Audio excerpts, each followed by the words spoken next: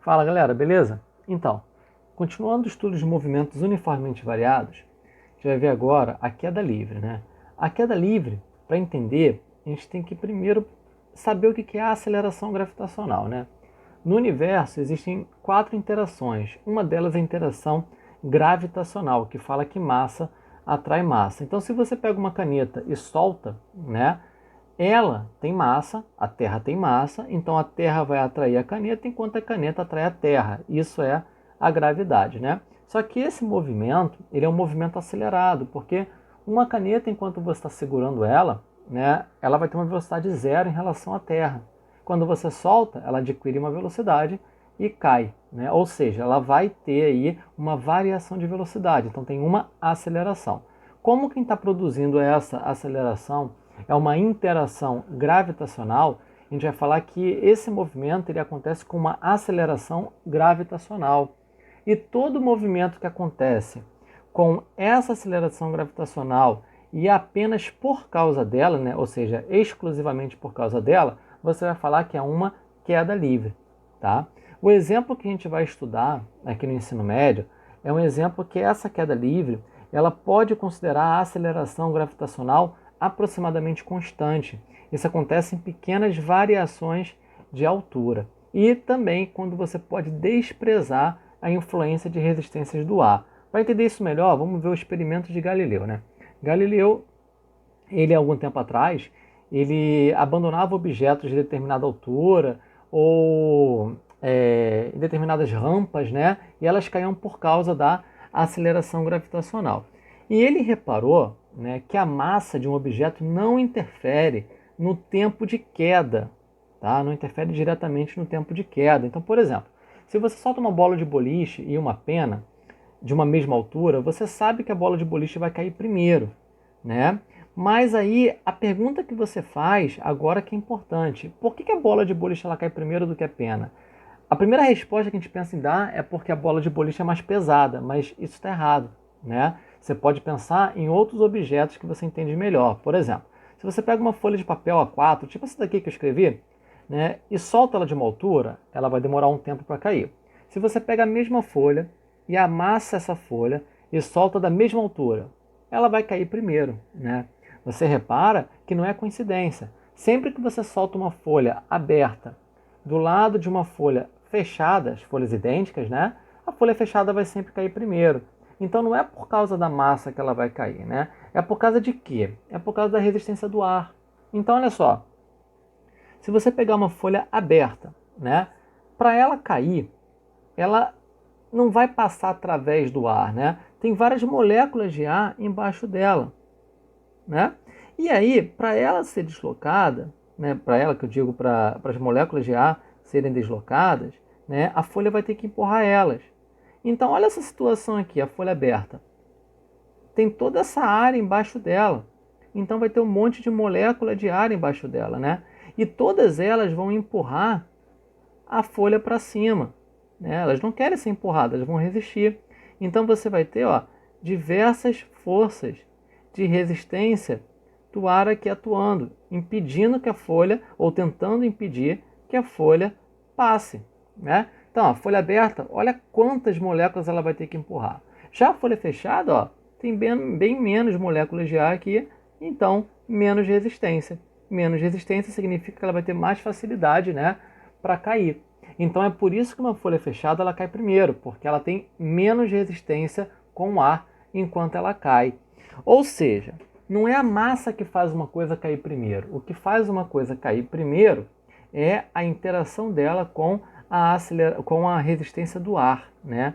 Resumindo, se você puder desprezar, né, o ar, quando você solta uma bola de boliche e uma pena de uma mesma altura, ambas vão cair juntas, tá? Tem um vídeo interessante no YouTube, se você procurar, que mostra isso. É só botar lá, pena e bola de boliche, você encontra rapidinho esse experimento. Primeiro eles deixam cair ambas numa região que tem ar, a bola de boliche cai primeiro, obviamente. Depois eles fazem esse mesmo experimento numa câmara que foi feito vácuo por horas, né? Então, se foi feito vácuo, ela foi puxando o ar lá de dentro. E aí você vê nitidamente que a bola de boliche cai junto da pena. Além disso, um astronauta, eu não lembro de qual missão, ele fez experimento na Lua, tá? E lá na Lua você não tem atmosfera, né? Então não vai ter resistência do ar.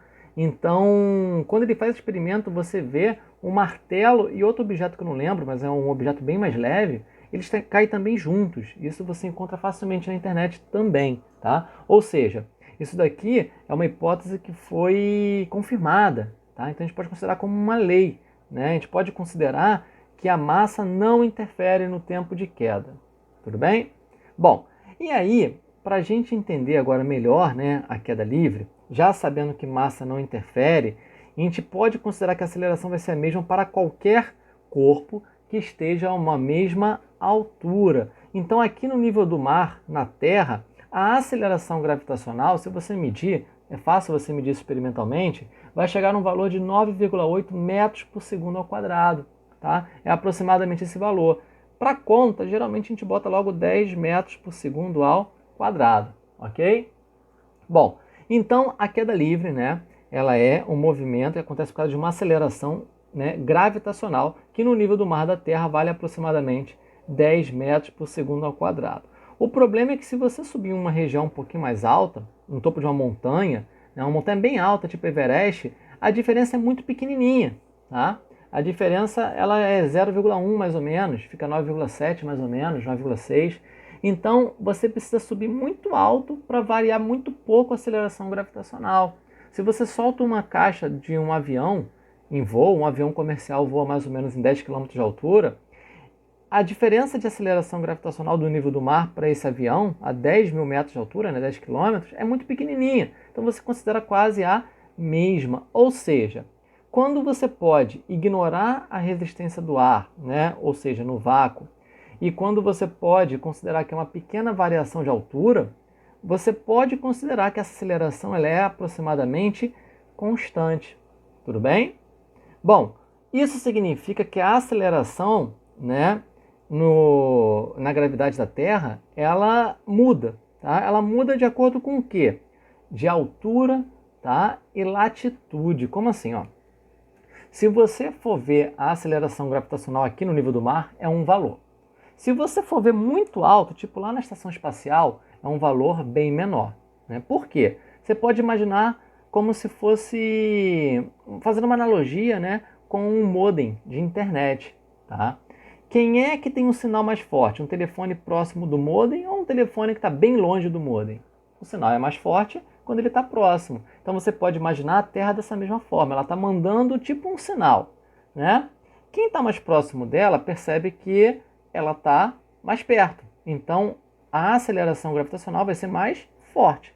Quanto mais longe da Terra, menor, né, a intensidade do sinal, então a aceleração gravitacional é mais fraca. Então, por exemplo, aqui é a Terra, tá? Se eu colocar um objeto aqui nesse ponto A e um outro objeto nesse ponto B, aonde a aceleração gravitacional é mais forte? No ponto B, está mais próximo. Né? Então, quanto mais longe da Terra você está, a aceleração gravitacional que você vai ter por causa dela é cada vez menor, ok? Então, a altitude influencia a aceleração gravitacional dessa forma. Quanto mais alto, menor a aceleração gravitacional. E além disso, nós sabemos que a Terra ela não é uma esfera perfeita, né? Ela é achatada nos polos, não é isso? Tem o polo sul e o polo norte e eles são achatados nesses pontos. Ou seja, a distância do centro da Terra até um polo é um valor que eu estou chamando de Dzinho, pequenininho aqui, rosa. E a distância que você tem do centro da Terra até, né, o equador da Terra é uma distância Dzão, verde aqui. E essa distância ela vai ser maior do que Dzinho. A Terra não é achatada nos polos? Então, a gente pode falar que a distância de uma pessoa que está no equador da Terra, por exemplo, aqui um ponto C, até o centro é maior do que uma pessoa que está no polo, né, até o centro da Terra, como por exemplo aqui o ponto D. Ou seja, Dzão é maior do que Dzinho, né? Então quem é que está mais próximo do centro da Terra, né? Para o centro de massa da Terra? A gente pode falar que é quem? Quem que está mais próximo? O ponto D. Isso significa que a aceleração gravitacional no ponto D é maior que no ponto C. Então a latitude também vai influenciar nisso, tá? Na aceleração gravitacional. Então uma questão teórica ela poderia perguntar assim, ó, quem é que tem uma aceleração gravitacional maior? Quem está no polo ou quem está no equador? Quem está no polo, né? Levando em consideração que é a mesma altitude, quem está no polo. Então, são essas duas regrinhas. Latitude e altitude influenciam na aceleração gravitacional na Terra. Quanto maior, né, a altitude, menor a aceleração gravitacional. Quanto maior a latitude, maior a aceleração gravitacional, ok? Aí vamos continuar aqui. A queda livre, né, quando a gente vai fazer questões, a gente sempre vai considerar em pequenas variações de altitude, ou seja, de altura. Então, nessa situação, e quando a gente pode também ignorar a resistência do ar, a gente vai falar que é um movimento uniformemente variado. E aí você tem aquelas 4 formulazinhas básicas do movimento uniformemente variado, que a gente faz uma adaptação e chega nessas 4 aqui. Qual é a adaptação? A gente pega, né, a aceleração, o A naquelas fórmulas, e chama de G. A gente coloca, ao invés de posição, altura, então a gente chama de H, né? Porque a queda livre acontece na vertical, então a gente não fala posição, a gente fala altura. E, além disso, a velocidade inicial na queda livre é 0, né? É sempre um corpo que está sendo abandonado, que está sendo solto, está sendo largado, então a gente tira tudo que tem velocidade inicial. Então, essencialmente, essas 4 fórmulas aqui, elas são as mesmas que existem no movimento uniformemente variado, mas com as devidas adaptações. Resumindo, você pode usar a fórmula de movimento uniformemente variado aqui? Pode, tá? Mas você pode usar essas aqui que são mais fáceis, elas são mais simplificadas. E como é que a gente usa elas? Olha só. VF é a velocidade final, é a velocidade no instante que você está analisando. Então, velocidade final é igual a gravidade vezes tempo. Velocidade final também pode ser obtida por essa fórmula aqui. Ela vem da equação de Torricelli. Então, olha só, a velocidade final é a raiz de 2 vezes a aceleração gravitacional vezes a variação da altura. Essa variação da altura é igual a aceleração gravitacional g vezes tempo ao quadrado sobre 2. E a velocidade média na queda livre é a velocidade no instante que ela está caindo, dividido por 2. Tá? Como é que a gente usa isso tudo? Vamos lá. Uma pedra cai em queda livre por 3 segundos. Então, o tempo de queda dela é de 3 segundos. Determine de qual altura ela caiu e com qual velocidade ela toca o solo. Então, olha só, eu quero descobrir qual é a altura que ela caiu. A altura, vamos chamar de ΔH, né? Então, eu quero saber qual é a ΔH tendo T, eu vou usar essa daqui, ó, né? Como que eu vou usar ela? ΔH é a gravidade vezes tempo ao quadrado sobre 2. A gravidade é que ele está falando uma pedra caiu, provavelmente isso aqui é na Terra. Então a gente aproxima para o nível do mar logo, né? Então a gente aproxima para quanto? Para 10. Então vai ficar, ó, 10 vezes o tempo ao quadrado sobre 2. Então, ó, gt ao quadrado sobre 2, 10g, o tempo é 3 ao quadrado sobre 2. Pode cortar aqui o 10 com 2, que vai ficar 5, né? Então você vai ter aí, a altura vai ser 5 vezes 9, que vai dar, olha, 45 metros. Então a gente descobriu qual é a altura que essa pedra caiu. E qual é a velocidade que ela toca no solo? A velocidade que ela toca no solo é a velocidade no instante que ela chega no solo, não é? Então, se a gente tem um tempo que demora para ela cair, a gente consegue achar por essa fórmula aqui, ó. Velocidade final é igual a gravidade vezes tempo. Então, a velocidade quando ela toca no solo é a aceleração gravitacional, g, vezes o tempo, 3. Então, 3 vezes 10, 30 metros por segundo. Como que eu sei as unidades que eu estou usando? Se eu uso tudo no SI, no Sistema Internacional de Unidades, a resposta também vai estar no SI, ok? Bom, exemplo 2 aqui, ó. Um objeto caiu de 20 metros em queda livre, tá? Então, ó, altura, ΔH, 20 metros. Determine em quanto tempo ele cai e a velocidade que ele toca o solo. Então agora eu quero saber o contrário, eu quero saber em quanto tempo ele cai de 20 metros. Né? Ó, em quanto tempo, eu quero saber o tempo. Então posso usar essa daqui de novo, ó, a altura relacionada com o tempo. Então a altura agora é 20 vezes, ou melhor, igual a gravidade, que a gente aproxima para 10, vezes tempo ao quadrado, sobre 2. Né? Primeira coisa que a gente pode fazer aqui é cortar esse zero, ó. é um membro de cada lado só, pode cortar o zero, dividir ambos por 10. Aí você pega esse 2 e passa para o outro lado, vai passar multiplicando. Então, 2 vezes 2 igual a tempo ao quadrado. Isso aqui vai dar, olha, 4 igual a tempo ao quadrado. Passa o quadrado para o outro lado, vai como raiz, né?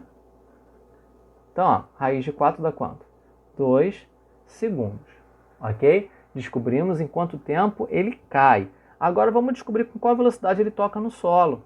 Eu poderia descobrir por essa daqui, mas vamos usar essa outra aqui, ó. Essa aqui é legal porque você não precisa do tempo, tá vendo? Então, ó, a velocidade que ele vai ter quando ele toca no solo vai ser a raiz de 2 vezes a gravidade, 10, vezes a altura. Qual a altura que ele tinha quando ele estava caindo mesmo? 20. Tá, multiplica aqui. Vamos lá, 2 vezes 10, 20. 20 vezes 20, 400, né? Então, qual é a raiz de 400? 20, né? Até porque não era 20 vezes 20. Então, 20 metros por segundo. Ok? Bom, e aqui é 3, ó. Um objeto em queda livre toca o solo a 18 metros por segundo. Então, essa velocidade no final da queda. Qual a velocidade média na queda? Bom, a velocidade média tem aquela fórmula geral, que é distância sobre tempo, né? Delta E sobre delta T. Mas, na queda livre, e apenas nela, você pode usar essa daqui, ó. Velocidade final sobre 2. Então, ó, 18 sobre 2 dá quanto? 9 metros por segundo. E acabou, achou a velocidade média. Ok?